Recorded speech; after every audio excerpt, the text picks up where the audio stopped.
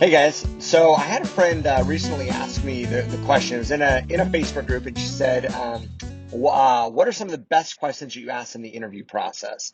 And I started to think about it, and started to think about some of the questions that I ask when we're hiring a new employee or a team member, somebody for our brokerage or our team, and I realized she was asking the question of what questions do you ask them?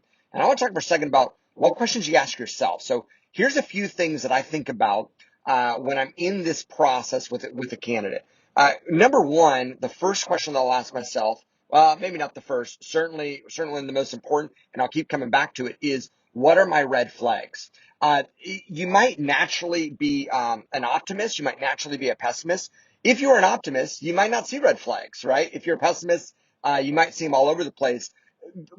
It's a concern. It is a red flag for me if I don't see any red flags. It tells me I haven't really gone through the process. Maybe I've gone through it with rose-colored glasses, or I haven't asked enough hard questions. So first thought is, what are my red flags? In other words, here'd be another way to think about it. If this goes terribly badly 12 months from now, what did I miss that I should have seen right now, right? So this is all about, like, what are the red flags? Second question that I'll ask is, do I know this person's goals?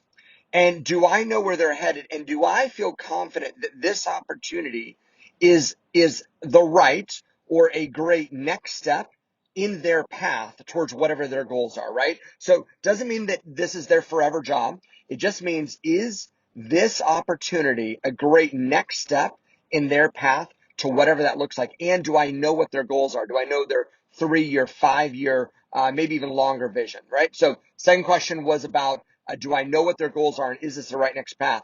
And then the third thing is, I ask myself, would they fit into the ideal team player? So what does that mean? The ideal team player comes from a book by Patrick Lencioni. Awesome book. He used a Venn diagram. I love Venn diagrams. I ask for them for Christmas if possible.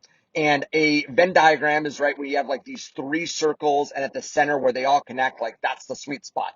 And he calls that the ideal team player. And here are the three circles that connect. It's, are they hungry? Are they humble? And are they smart? And when he says smart, he doesn't mean like intellectually smart. He means like emotional intelligence. I got that wrong, by the way. I think I'm like, well, I'm pretty smart. I'm like, yeah, but I'm really lacking in like emotional smarts a lot. So hungry, humble, and smart.